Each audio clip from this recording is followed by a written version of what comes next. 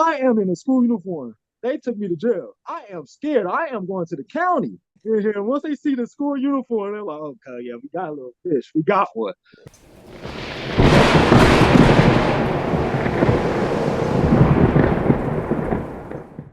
We're back to the Broken Home Podcast. We're not slowing down. I've heard this guy on Shade 45 about a week ago. He had a dope story, so I had to reach out to him, and I asked him to come on the show tonight. Let me welcome Stanley James. How you doing tonight, bro? Oh man, I'm blessed, man. I appreciate you just for even inviting me over to your platform, like for real. No problem. I heard you had an excellent story. I was listening to you and Jude chop it up, and I was like, that's something that fits very well on our platform. Shout out to Jude and John Matthews and Shade 45. A lot of people took that interview like kind of differently, didn't even know the backstory or on it. Like I got introduced to Shade 45 and the show through John Matthews. I didn't know that I was going to be speaking to Jude. So like that's why a lot of people don't understand the backstory of that. But always shout out to them. Yeah, for sure. Yeah, because at a couple points, like I reached out to you on IG, and I said some constructive criticism. Don't argue with the guy when he's agreeing with you. Right. And that's how me and you started talking. Right. But yeah, I Jude. thought I was going to be interviewing from John. I didn't even know. He was like, sorry, like it was just a little bit of miscommunication. So that's why a lot of people from the outside took the interview. Like I didn't even know I was. If you look, I didn't know I kept looking out. I didn't know I was talking to like so. But it was just communication. Yeah, no, it was all good, man. You had a dope message, and Jude just has a way of saying things that most people don't understand it properly anyways. So Right. it's all good. So you started GangTale Publications. Tell us about it. Okay. So I have to always go back when I started. I first got signed with my first book deal with Terry Roden from No Breaks out of LA. So and I always like when I signed with him, it wasn't I signed an authorship deal. When I signed a partnership deal where I just put my own money up and I learned the system, I could just grow from there. So within that time, when the success of my very first book, that's when I started putting it together of owning my own company. Like I want to start my own publishing company, and we gonna run it like we gonna run LA. So after that, the success of my first book, I want to say like I dropped it in 2017. So 3 years later is when I officially started GangTales Publications, and that was the beginning of the pandemic. So it was like at a perfect time too. Yeah. Streets was kind of dry. Like my big bro Terry, he went into real estate. He started doing his own thing. So it was a void especially for the young crowd, like the new generation of authors coming up. So that was the perfect time. And you have like, is this publication that you set up, when an author is getting their book done through you, you're set up where they still have ownership of their material. Right. I set it up pretty much the same way, like all the big bros I dealt with, because I also had a big licensing deal with Jaquavis Coleman. He's one of Jaquavis Coleman, excuse me. He be on my ass about mispronouncing his name. That's my big bro. Like he's one of the top New York best-selling black authors in urban fiction. So he gave me a lot of alley-oops. He got me my first big licensing publishing deal. My second book, True to the Streets, which was my first project dropped off of my publishing company. But I always go back with like how I do business with the authors. I never sign them to like under me. I want them to like I sign them to 4 years and they keep all publishing rights. So after the 4 years, if I can't get you out the dirt into so you can blossom and run your own business or take it on your own, that's how I pretty much run it. So like, and that's how the opportunities I had. They never signed me or like you my artist or you my author, you under this label for 50, 30 years or 100%. None of that. I just wanted to put you up out there, get you on your feet so you could put the next person on. So that's how it really much. And they do keep all 100% of their ownership. It's really a battle attested to myself. Like you feel me? I try to push you into the next level within these 4 years. So you could get a movie deal within these 2 years. Boom! I did my job. I don't want nothing out. That's you and like however we work things. That's yours though. So now that it only took me 2 years instead of 4 years to get you into the next level, I did my job. So, man, that is so rare because in every case, when you're in the entertainment industry in any facet, you've got the suits that make give you the notes, and they you do the lion's share of the work and they get the lion's share of the money. Right. and the ownership. So I mean, I love how you have Yeah, and that a lot of people structure. fuck on me because like how you make your money, like you feeding off all the authors you own or like all the works that you worked with. Like, nah, they really fuck with me because I'm really out there in the streets. Like, I get my money from selling books. The same way my authors order books, like their individual copies to sell, is the same way I do it. And I'm just hitting the streets, like, so like we all really winning. Yeah. And you legit are hitting the streets. I was listening to one of your interviews, and you used to slang dope, Right, and you treat the book game just like the dope game. right. Tell us about that. What was the mind thought between that? Like, how would that go? Pretty much, if you read my first book at the bus, I was going through like I want to say I ain't gonna say the worst time in my life, which on the outside looking in is a lot of people doing got way worse stories, but I was going through a hard part, and that's I call it now the transition part. Is where I'm going through a real certain phase of my life where it made me transition like damn. Okay, if I'm holding a block down with 7 to 10 trap houses in the neighborhood, if I could go to different cities and connect with they big time dealers, like just let me say while I'm going through my thing, let me just figure out, let me do something positive. Like so, I'm thinking like, I'm good with the libraries. I'm good still with all my friends cause I had two of the best worlds. I have was in both worlds, like from the streets to like the schools. So like I still have good connections. I still have good networks with now my friends. If we're all of age, my friends is is running for council. My friends is the deans and the superintendents at these colleges. My friends is starting to work for Barnes and Noble. So like if I could figure a network how I did in the streets and turn these dope houses, let me turn these libraries and bookstores into my trap houses. Let me turn all my friends into the dope runners, into the book runners, and So I just really transitioned like that's. That's awesome, man. That's awesome. Did the pandemic give you the hustle to do it that way too? Nah, pandemic didn't give me the hustle because I always had the hustle. Pandemic is just what froze everything down. So it's like, nigga, I hit you up. What you doing? Okay, you ain't at work. The studios are shut down.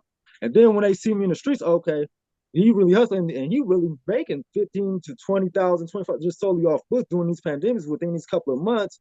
Then you see a lot of these other businesses started come up, and I always say history repeats itself because 100 years ago it was what the influenza pandemic in the 1920s in the Yeah, the early, Spanish flu or whatnot. and if you go to history, that came up with the billionaires and the millionaires that our grandparents are now. Like every pandemic that every 100 years is what booms the economy back up. You got the most independent businesses, so that's why I pretty much see it. Yeah. Right And on, man. since when you started the publication, like how long did it take before you started seeing authors rolling in? Like, how did you get the word out there, and how quick did it start progressing for you? It's crazy. I had so many emails. I told you I was already putting my publishing together when I wrote my first book. So I already had friends that really seen me serious, like started emailing like what's up with the contracts? I was like, let me just get the paperwork done first. Let me get all the business out the way. And then, it's crazy. And when I finally did it, I seen like Trayvon Edwards, which is one of the second, like the first or second book that I dropped. And I seen him. Our story is so unique because he's a rival. He's a gang Yeah. rival. So when I officially dropped it and like I'm putting out the submissions, I'm looking for authors.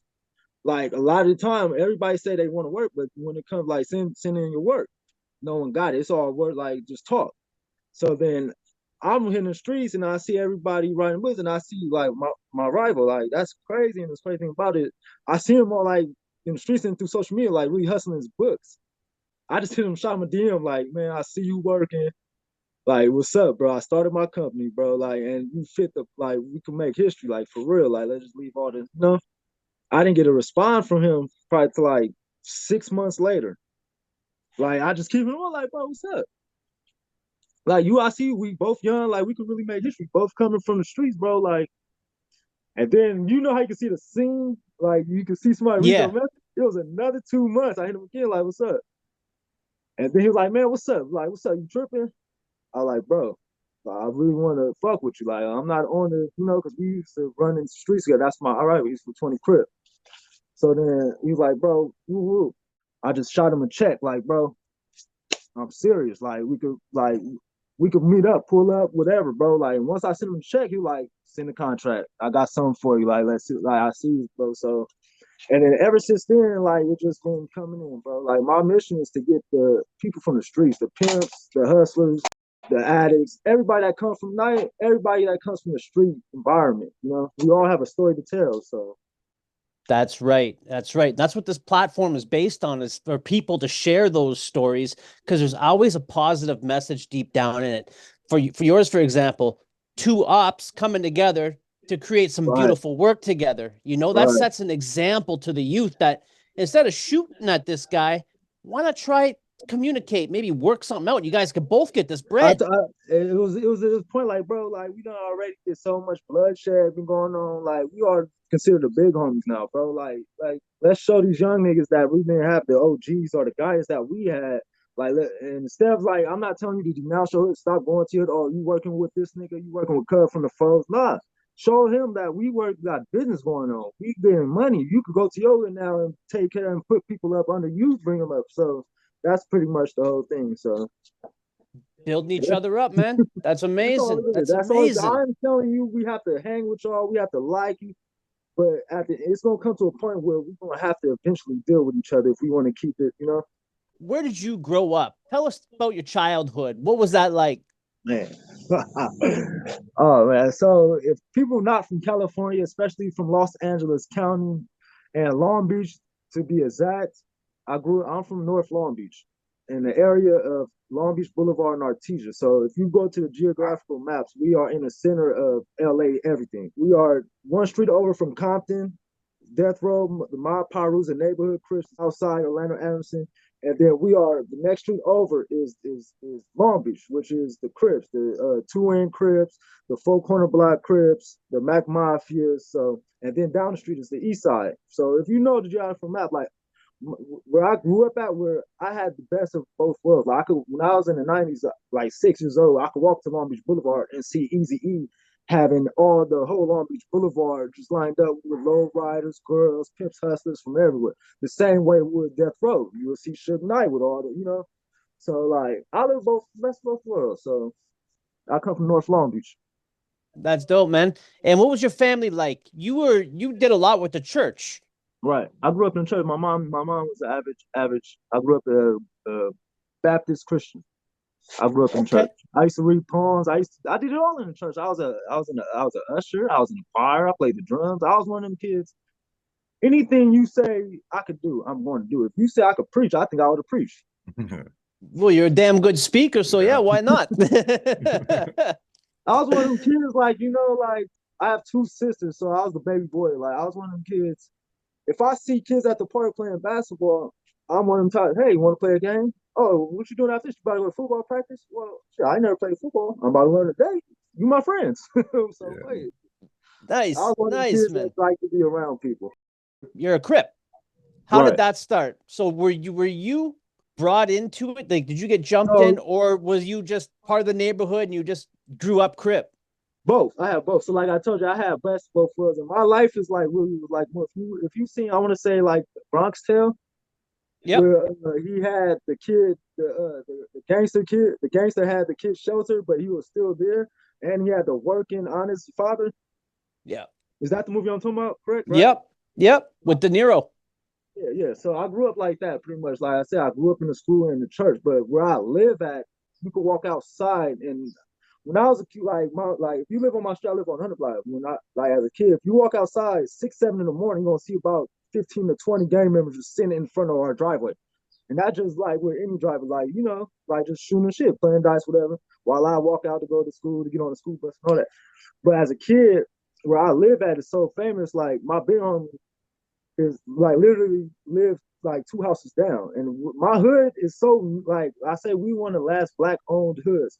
So it's like our hood goes back to the 60s, 70s. So like I could walk down to every house and they'll walk. I know their grandma, they know my name, they know my mama name. We have, you know, so it's like we so close knit. So it really wasn't like when I walk out as a kid, the homie knew like bro, like but keep going to school. Like so I could just walk past everybody like, but still like, oh, that's little Stan's son, or you live on the Scott Street. So I was still doing my dibble dabble, but when I was like in the streets, but I wasn't officially gangbanging. Like we was called wannabes. Like, well, for me, from middle school, from elementary, we just say Crip. While my other friends was really from hood. So I wasn't that kid. Like I'm not gonna sit up here and fake claim a game and get beat up for not. So we should just say we from Crip. Like I'm from Insane Crip. Now I'm from Crip. Like Crip what? Nigga, I don't just Crip. So like I'll still like having my other side. But I wanna say when my family split up and that's when everything went up, when my mom and dad split up. When I went to the east side, I had to live on the east side, and then that's when my big homie went to jail. And that was about 7th, 8th grade. So it's like now it's fair game. Like people see me like, oh, that's cuz making runs for a cub, but he ain't from here. So the homie's like, he ain't from the hood, but I know he always get money, like, because I always used to have to get money. And while he was in jail, I ain't gonna lie, like that's when we was wanna be when we went to high school, we stepped it up. Like now it's time to go get put on the hood. So while he was in jail, I was like an NCAA, like a high school kid doing scholarship tours, Like, bro, I'm in jail, fuck it. I'm getting money. I'm going where everybody's getting money. I'm in the 20 Bloods getting money. Like y'all gonna put me on? Like, I'm back. Let me go. So I'm over here getting money on the east side. Like, okay, whoop, y'all gonna get put on? I'll be back. Let me go. So then, like, going into high school, the homies were still on me where I lived at. So I'm still getting money, man. Move like, bro, who is that nigga? Like getting money and be coming up to all the dice games everywhere, but he's not from the hood. Who is he? But they didn't know I was under my big homie. He was in jail. So he got word. He got word about when I was 16, 17 that I was really getting money, involved heavily with the 20 Bloods. Like we was really getting money, hustling on Skid Row, all that. So he got word. I'm not gonna lie. I was hanging on him so tough. They damn near was just calling me like they embraced me as their own, but I never officially got put on. So word just hit the pen like to him, like, oh, you hang with the 20 Blood, like they calling you from over there. Then when I get out, I'ma fuck you up. Like, nigga, I got scared as hell. Like, this might be it, bro. Like, I can't hang with y'all no more. Like, so right before he got out though, like it was a dice game. It was in the hood, in the alley. I'm one of them type, like, I'm at everywhere there's money at, I'm involved. So we in the dice game. So then I knew something was sketchy. These my friends, I knew something was sketchy though. Like, bro, like, why y'all keep telling me to stay so much? So we shooting dice. And this how it is. Like, I'm shooting down, I'm taking everybody money. They're like, hey, homie, like, where you from again, big dog? Like, everybody laughing, like, come on, bro. I live on Scott, bro. I live around the corner, bro. Like, they just packed me out. Like, like, this show put on. So look, that's the first time. Like, okay, my big homie now get out like a month later. He was like, yo, you got like, what you want to do? Like, I'm like, man, let's go get them niggas back. That like, I want to catch phase with everybody, like that one-on-ones with everybody put me on. My big homie out like, woo. So we did that, and then they're like, they can put cuz on again, like, woo, fuck it. Like, so I didn't have to, like, cause I was, I didn't really have to, but I was really involved where I wanted everything that involved in the hood I had to do. So like, but I didn't have to. My family been here since the 70s. How was your relationship with the big homie once you got put on then? How did that solidify more, or like what was that dynamic? That solidified it more because it came to light, like, oh, that's when all the homies like, oh, this nigga had you tight, like, like he wasn't out here like my other friends that really didn't have the upbringing like I had. That was like I had friends that was on the same case with that was outside, like, bro, we 15, bro. I don't smoke. We talking about football, soccer and shit. Like, you got put on, bro. Like, you could go. I'm about to go practice and all that. I'm playing Pop Warner, bro. Like, so it was like, but once they finally found out, it's like it got even better. Like, oh, that's baby face. Like, nigga, like that's when they're like, oh, don't touch him. Like, he's good. Like, woo woo. But I was never the type. That's why a lot of people love me, respect me. Because you will never see us together. I treated Cub like Martin Luther King. Like my pops. Like he taught me before I was in the hood. He taught me how to get money. He taught me how to take care of myself in the streets and all that. And he also owned a record label, and he was on tour with Wu-Tang. Like, so he was heavily in both sides. Like, he's not just a regular street nigga. Like, he's on both sides of the spectrum too. So that's how, like, when you see me, you see him. But when they found out I put on, like I was green, but I didn't never live off like I'm babyface or I had to say a name like, nigga, I'm me, nigga. Like, nigga, I never call no nigga, man. Like, So Yeah, it was you like, made yourself. Right. I ain't never had a name drop or like, I'm here. What's up? I'm here now. Yeah. You mentioned that your parents split up. How old were you when that happened? I was about 11, 12. How'd you Okay. take that? Yeah, how did that go down? Like how did that affect you? It affects You me mentally. I think it made me go to the side of where I found destruction. Like, when you coming up as a kid, you got both parents in your house, Christmas, like I could go to sleep when I was scared. I used to go sleep on the end of the bed with my parents. So, and the way we split up, it was like weird to me because the peoples came, like my family name is like not so good with the city. Like, so when I grew up, like it was always the police here at the door, like making false claims, like where they could have access to raid us as a kid and all that. Mm, Just the police was fucking with us. yep. So when they split up, that's what, like, it was two white people that came in. Like, I'm a kid, like 11, 10, 11, 12. So they came in the living room. They they had to tell the parents to go outside and or sit in the kitchen. I don't know these two, but like on both sides of me, I'm 11, like, bro, they're like, you have the court order who you want to go live with, and it's a court order where you can't see your pops, uh, uh, do, like, you can't go back to the north side pretty much. So I'm 11, 12, like I can't let my sisters want to stay with Pop. I can't let my mom's go by herself. Like, that just how I was, like how you taught me, like you always take care of your mom, like no matter what. So they're like signing papers and shit. I'm like signing, like what the fuck? I want to go play soccer. I want everybody to stay together. So when we finally went to the court and they put the paper down, moms went over there, and that's where I started like, man, fuck it. And then everybody, and then it goes to the mental health where I see a lot of families where the black families, like, so now it left where moms is gone. I'm the only baby boy. Pops is looking at me different now, like, and I'm not. This is how I looked at it. This is how I looked Yeah. at it. Pop's looking at me different now because I chose, like, I can't leave her to go by herself. Like, I'm supposed to stay with.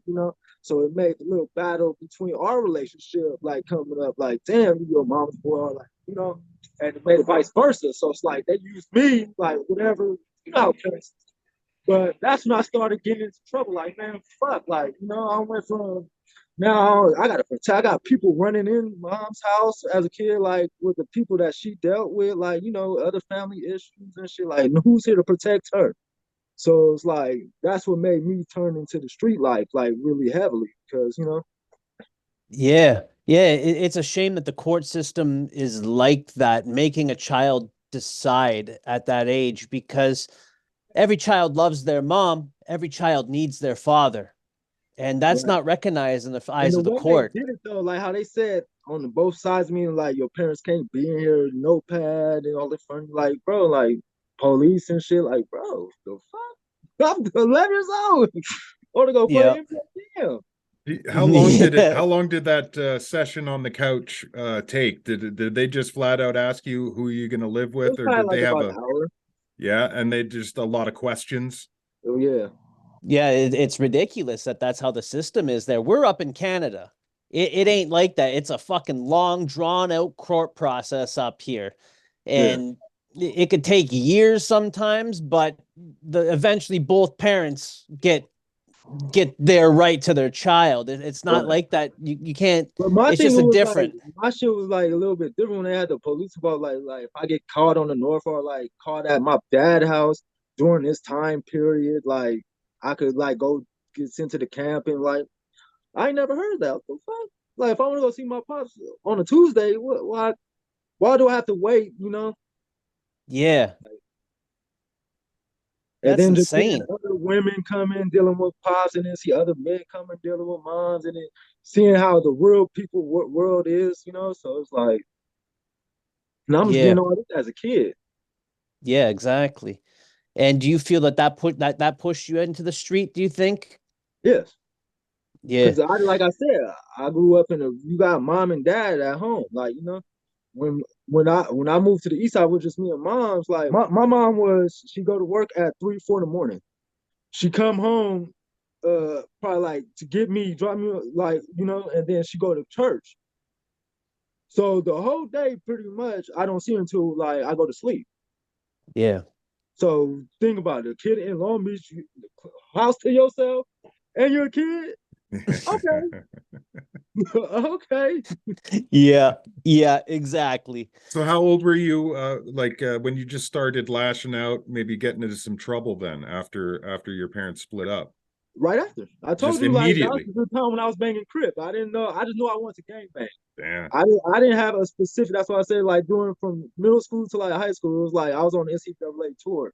Like, I'm trying to figure out which hood I'm gonna go to, because like that's how serious, like, like I want to figure out which is the best hood. Like, and Yeah. so I got old enough, like, damn, how can I be from? And then when my big homie spoke to me in jail, like, bro, just really think about it. This shit ain't really what you want. It ain't like. And then he was like, I'm gonna fuck you up, because how you gonna be from an LA gang? You from Long Beach? Mm. How you gonna be from a hood where you can't even go next door to? They like, So Yep. that's when I really like, damn, you're right. You're right. Yeah. The first time you got yourself in the county, what happened there? How old were you and what happened? Oh man, that shit was so. I was like, gonna lie, I was scared as fuck though. Like I said, I always got best sides of the coin. So it's like good people know me. The people that holds people in office, the architects, the builders from church and all that, and then the street people know me. So like I wasn't a bad kid. I'm not gonna sit up here and fabricate and lie to you like I was just out there missing. Like the homies was just doing regular shit, bro. Like I wasn't one of them kids out here having murders or committing house burglaries, none of that. Fights and jumps and that's it pretty much. Like already and all that. My first case is crazy because and I did it to myself and I never blamed no one on that. But how they did me so viciously was crazy because like I said, I never been to the juvie, never been to the white, never got in trouble as a kid. But as soon as I turned 18, and it was in January, and I'm still in high school, me and my boy, I did a robbery. I was one of them types that I always had money since a kid. I always had money. But I was the type where I would spend all my money like in the day, like because I was like, if you need something, use. But if I need some money, I'm gonna go get some. So I think it was one of them days where I couldn't wait. Now that was my problem. Like I had a hold of my pilot. If I need it now, I'm gonna go get it. Like for real. I never asked no one nothing. It was one of them days like, damn, I done spent all my money on everybody at lunch. I done bought everybody pieces, Fruitopias, everything. I need some money now before we go do what we do at night. Woo-woo. And back at that time, it was sidekicks. If you know about the Asians, and one thing I shout out the Asians, they know what they be doing. The sidekicks, if you ever see the Asian sidekick, they should be rigged up, like worth like thousands with everything. Like they put money into their shit. I was a licks in the city. You get one of them Asian sidekicks, you can go turn in and go get $600, $700. Woo-woo. But one thing about Asia, I'll give them respect. They cross their I's and dot their T's when it comes to like, so come from school, it was like during lunch, we was driving around getting some food, and I just see a gang of Asians, and this one particular one had like I seen her cycle, like, oh yeah, that's one of the ones, and $2,000 sidekicks, that's one of the ones. My goofy ass just robbed her in broad daylight. No, and mind to tell you, I go to Wilson, Long Beach Wilson. We have wear uniform, white polo, khaki pants. Damn. This is during school time around the school area. Like, I'm from the street, fuck it. Woo. These fucking, I rather turn the money in, went to Lakewood Mall, did all the woo. That's right. These motherfuckers so cold. They sent the detective teams. It was on a Friday. I remember. It was on a Friday. I turned all that shit on a Friday. The detectives followed me because I used to be driving the Green Explorer truck too. The detectives did like some first 48 shit, take pictures of me at 6, 7 in the morning, leaving my mom's house, getting in the truck, going to school. All from Friday, they took pictures from Friday night all the way to I want to say Monday morning. My daily shits. I'm gonna tell you, I'm still in high school. I'm not thinking about it. That Tuesday, like one some my 7th period, I'm in class. My tell you, I wear a uniform. All you see is like 2 detectives walking to class, like, you, come here. Come here, handcuffs in front of everybody at Wilson, all that. They walked me down all the hallways. It's so long. Like, bro, y'all could have like just called me to the office, come. Like, damn, y'all come to the class? The whole class just started pulling out their phones, like walk me down the whole thing, walk down the aisle. They had my truck on a repo in front of the school, put me in the detective car. I am in a school uniform. They took me to jail. I am scared. I am going to the county in a school uniform. These are grown ass men in here. And once they see the school uniform, they're like, okay, yeah, we got a little fish. We got one. So that was my first time. That was my first time. I ain't gonna lie. They put me in the text when they show the pictures, all that. I'm like, can I keep this? Can I keep these? Yeah, y'all good. These pictures, yeah. I couldn't even imagine your reaction when they show you I'm the like, all this pictures. for a camera? I mean, all this for a fucking sidekick? Y'all Yeah. shooting inside a body. But you know, That's they go hard. Like they'll go hard for the agencies. Like yeah, they had the pictures and all. I like that's Yeah. great. Like Y'all got paparazzi. that's a nice. How long were you in for I had to get that? a lawyer, so I got out. I had to get a lawyer. Yeah. I had to get a lawyer. They was talking some time, and it took me about like a year and a half. They broke it all the way down because they had me write a letter to the family. They had me do a whole bunch of classes and all that shit, and I had probation for like damn near 10 years. I was really trying to give me time for that though. I tell people it's always gonna make connections and network. Like I told you I had architects. I knew like from the church and all that. I knew like this is grown men that could write the recommendation. I had a gang of recommendation letters sent to the judge from like the mayor, from the like I ain't gonna say I was on both sides, like you know. So that's what helped yeah. that case. I would have had a good stay time.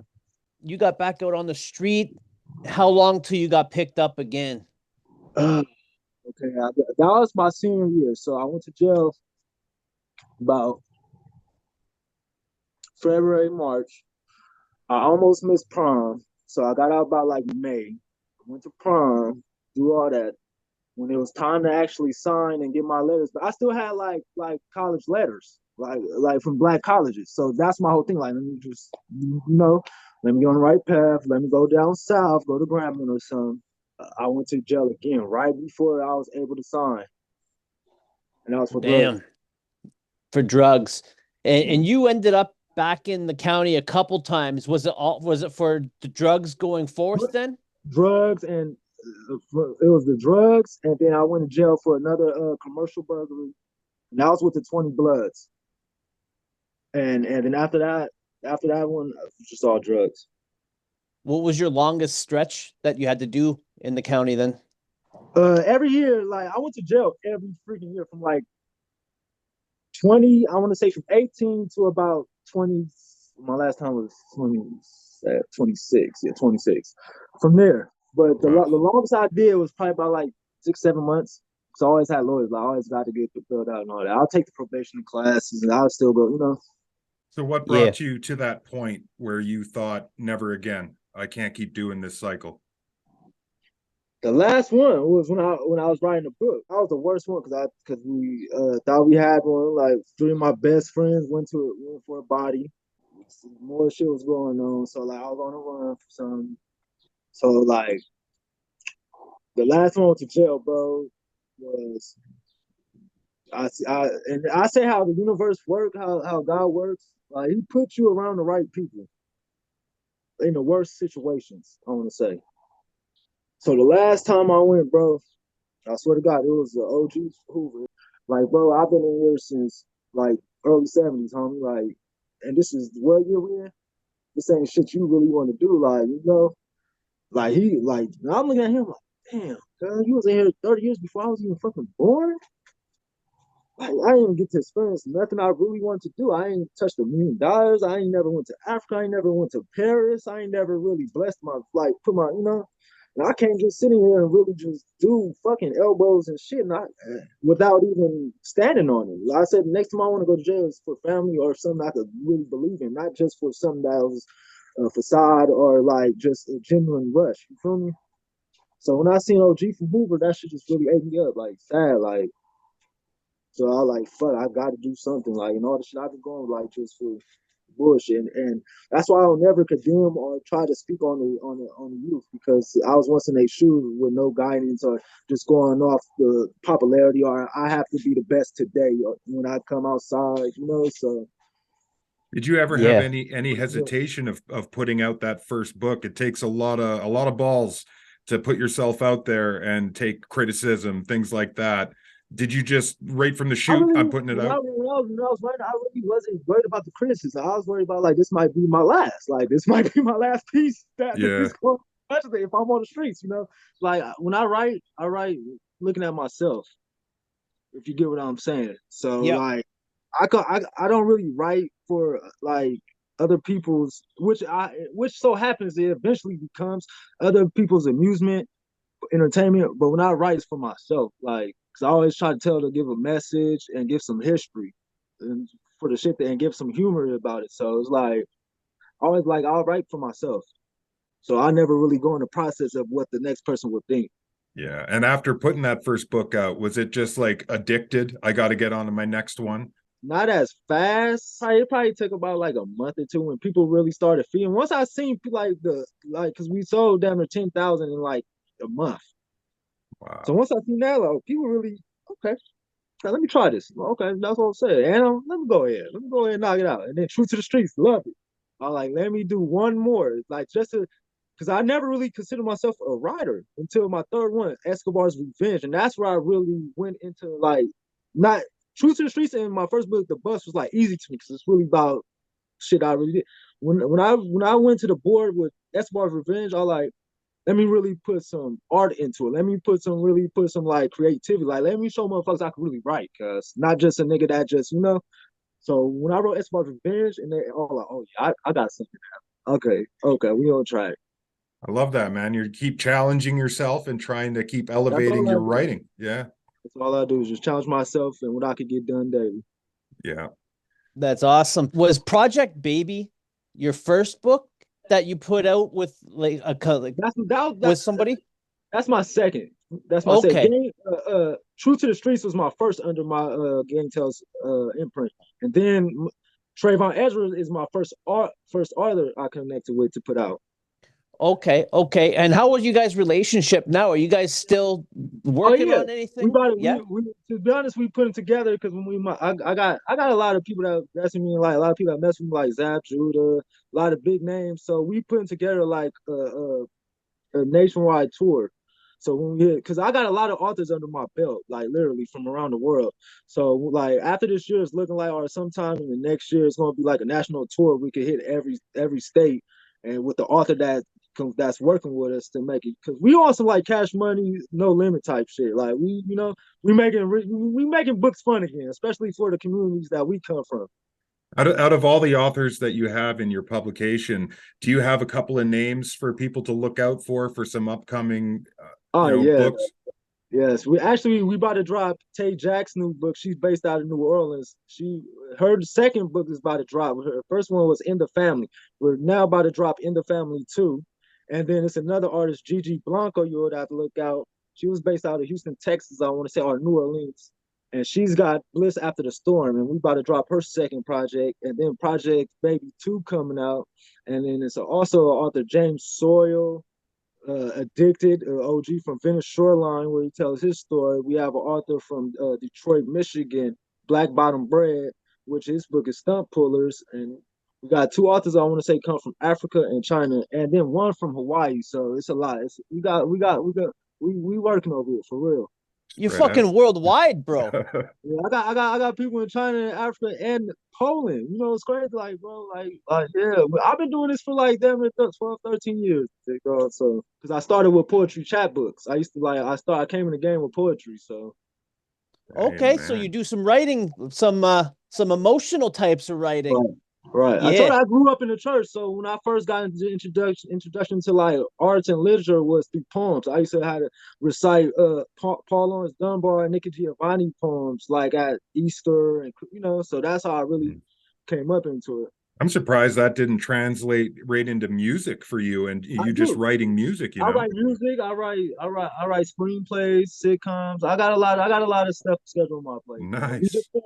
We just filmed Everything Is Both, a short independent film with Jaquavis Coleman with Jason Mitchell from Easy E, Bart Fitzpatrick's from The Shy. So it's like, yeah, bro. My goal is just to really bring and combine the books into the film world, but come from the streets. Like how our motto is, I want to be the underground railroad for urban fiction.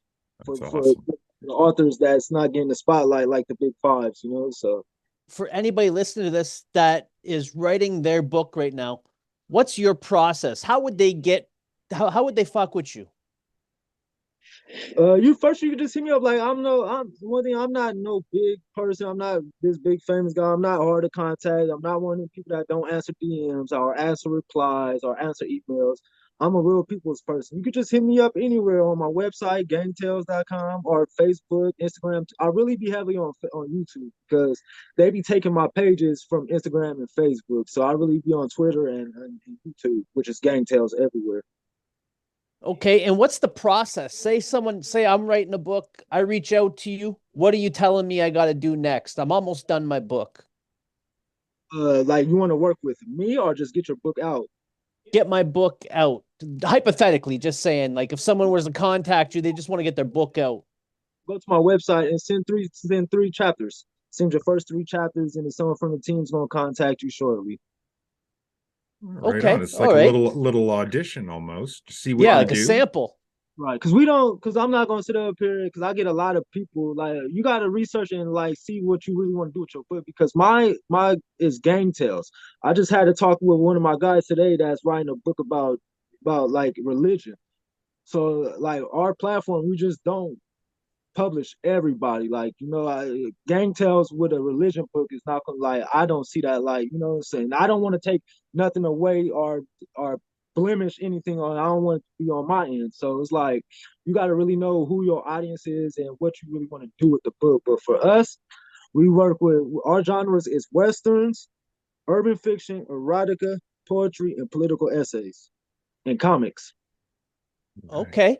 Okay. When it comes to your fictional writing, what do you use? Like what genre are you using as your creativity base? Like you mentioned westerns and sci-fis. Like Right. what kind of genre are you in with that?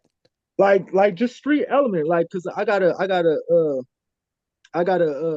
request right now, an inquiry about my guy. He writes in sci-fi, but the way the environment and the way it's like similar to like the inner city communities. You feel me? So it's like every genre and every we got to be like tapped into where it's people that could look like you and me that's coming from. You Yeah. get what I'm saying? Yeah, okay. Yep. What is it for you? Like, did you go through courses to become a writer, or are you just self-taught from the ground up? You just I just self-taught. I'm really self-taught. I'm going through courses and seminars that now. I really stopped like having like school education probably 10th, 11th grade because I was really heavy in the streets. So, but I never had no courses. It's really just I just really my thing is I just study people, bro, and I connect with the right people. Like if I don't know how to do a graphic design, I'm gonna go figure it out. I'm gonna either go to YouTube or I'm gonna find something that's really doing it. And then I learn. That's how I learn. So, but I never really had no formal education, which I'm doing now. At the end of my nice. life, you could say he graduated college with it. So that's one of my goals. So how long Though till you have a screenplay? Actually, I got screenplays right now. We're already Yeah. written, so we just pretty much just like reshuffling, going over revision. Because when I want to bring it, like before I do it my own way, I want to shop with it first, see where I could take it. And a couple of people is interested, but when it comes to this business, it's not something that happens overnight. It takes time and it takes business. It takes them attorneys to look over everything. So pretty much everything I do is just legitimate way first before I just go straight to the streets. Because once I go, it's up. Yeah. yeah. Stanley, it's been awesome. At the end of our interviews, we always ask our guest to give a positive message to somebody that grew up similar, that is growing up similar to how you did, and maybe they're thinking about getting into writing or something along that lines. What would you tell a kid right now? The best thing I can say is get some money legitimately. Get some money legitimately. Stay down. You got to sacrifice for things you want. Get some money, go experience life, and once you start experiencing other cultures, other foods, other way of people thinking and way of living, then you're gonna start feeling you're gonna start learning the purpose. You feel me? So once you start getting some money, it's gonna change a lot. Just get some money and legitimately stay down. Like just stay on your beliefs. Hell yeah, bro. Where can the people find you at? Find me on YouTube. Everybody, please go subscribe to my YouTube, GangTales. Go run me up. I'm on Twitter, GangTales. You can find me anywhere under a rock. Just say GangTales. GangTales. Show up like Beetlejuice. Right. Yeah. Say it 3 times. Hey, shout out to Canada. Shout out to the Bro Home Podcast, man. For real. Shout out to y'all just for inviting me to your platform. Like once we always be locked in for life. For real, bro. Absolutely, bro. I keep in contact with every single one of our guests, man. I always call them up or I just send a text just to check in, you know? That's what I am. And I'm trying to tell you, I'm coming to Canada. Oh, Coming to nice. Canada too. So Dope, man. Yeah, we'll connect for sure then. For damn sure. That'd be awesome. yes, Awesome. sir. Anybody you want to give a shout out to? Anybody else? Shout out to everybody that moves with love and a purpose in their heart. There's too many people to name. I'll be here for another 15, 20 minutes. Awesome. Thank you so much, Stanley, for coming through tonight. Very appreciated, my man.